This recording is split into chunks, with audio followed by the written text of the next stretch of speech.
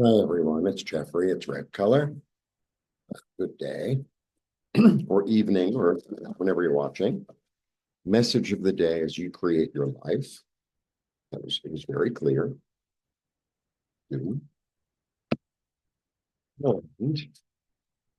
let's see what the card of the day is. And as many of you know, I have two books available for purchase. I'm available for readings. Nancy and I are beginning classes soon. Sign up. All the information is below. And let's see what the card of the day is. Shuffle, shuffle. Going to be a warm one here today, that I can tell you. All right. Ah, ah. I don't know if there are other readers that are happy when they get the death card, but the death card is my favorite card. Okay.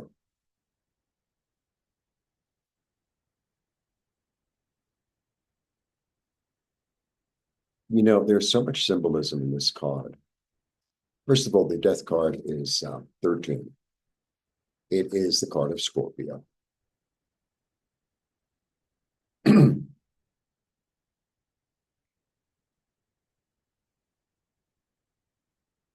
It's the card of transformation.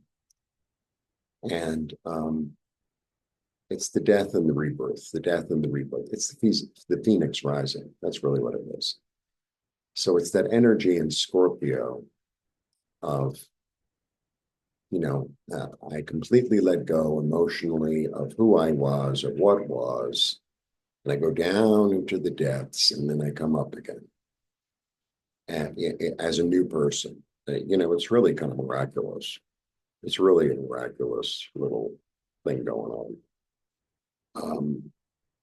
He's on the horse. But the transformation is so complete. This is the way I understand the card. The transformation is so deep and so complete. It's like, I don't recognize who I was. I don't recognize the way I used to think. I don't recognize what I used to do for work, how I used to feel, maybe my surroundings. It's just completely different. It's almost like a quantum leap in a way. There's a lot of talk about that online now, where you could do these hypnosi. I love making up my own language. This hypnosi, like radii, hypnosis is where it's like you put yourself in a different timeline. That's what the death card is. So he's on the white horse. So horses are really, to me, horses in the deck are about freedom. And it's a white horse, and it's a white flower. So it's really about purity and innocence. That's what white's about. And it's a five-petaled flower. So the five-petaled flower in alchemy really symbolizes the, in the East, they have five elements. But in the West, we have four elements and the fifth element, kind of like that movie. And the fifth element is the quintessence. The fifth element is the thing that holds it all together, right? It's the thing that combines all of it. So it's earth, fire, air, water. And then the quintessence is that energy that brings it all together. Five petal flowers figure a lot in a lot of, what do you call it? Ancient symbolism. It's big in alchemy. And here, if you look really closely, there are the two columns, which you see also in the moon card. But in the moon card, the two columns are the two columns that the high priestess sits in. And so the two columns are really about order and chaos. And the high priestess sits in between them because she's in the subconscious. And then in the, what do you call it? In the moon card, I'm really going to the card today. Here, right? right? Dark and light.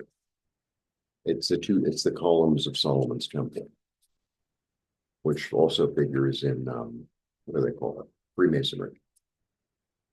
Uh, it's about walking between the dark and the light, and it's in that space that you create, what you decide to create. And here are the two columns again, right? In the Pisces card. But in the Pisces card, it's illuminated by the moon, so it's not really quite clear. It's a little bit,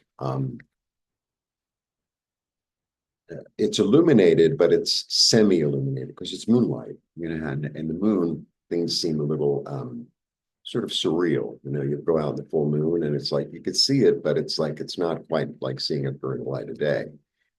But here, it's rising.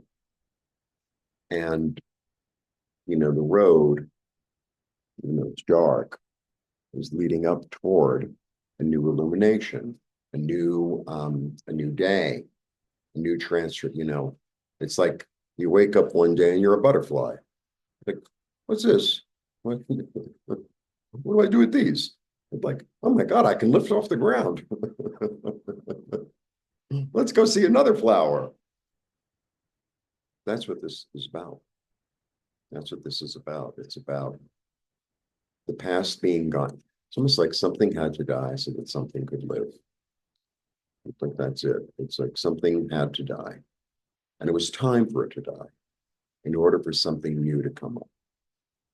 So there's another thing that I watched once, I like all these nature things.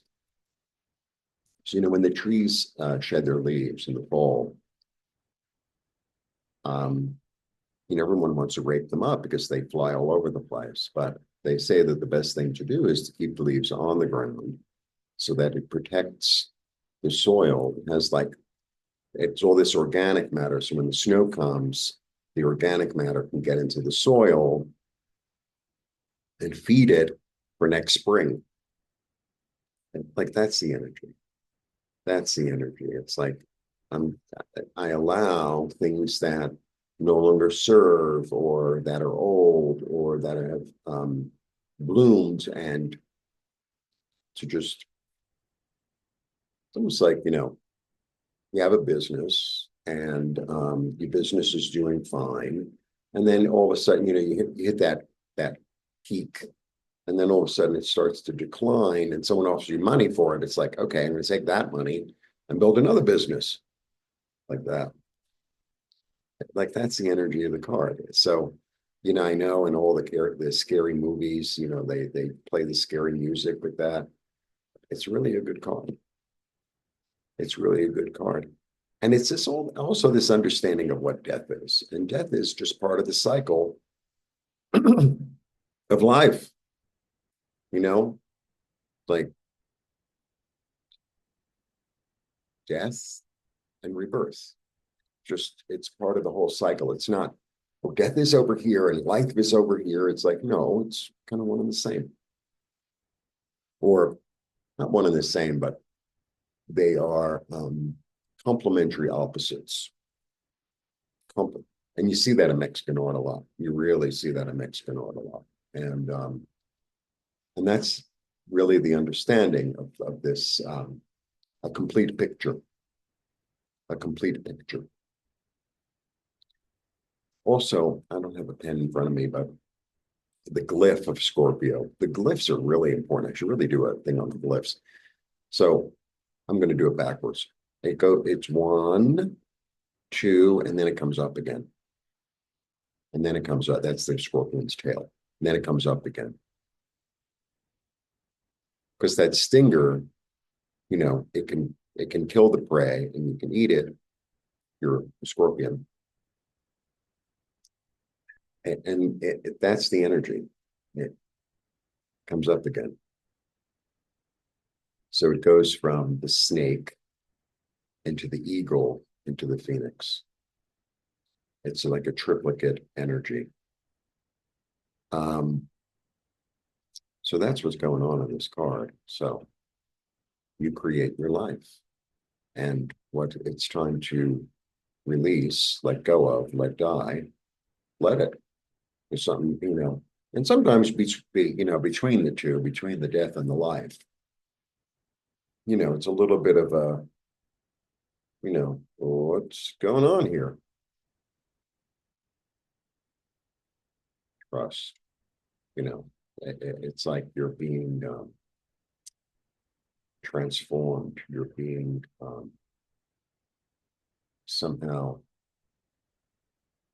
reborn. It's like the cocoon. It's like that. But that's the energy of it.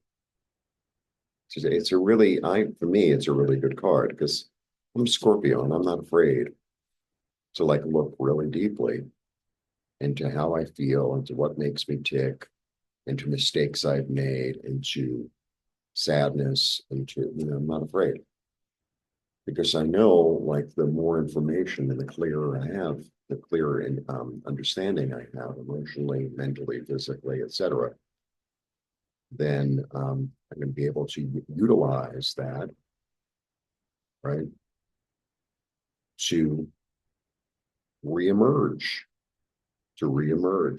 Sometimes I watch these entrepreneurial kind of videos, and it's like we want to see the entrepreneur.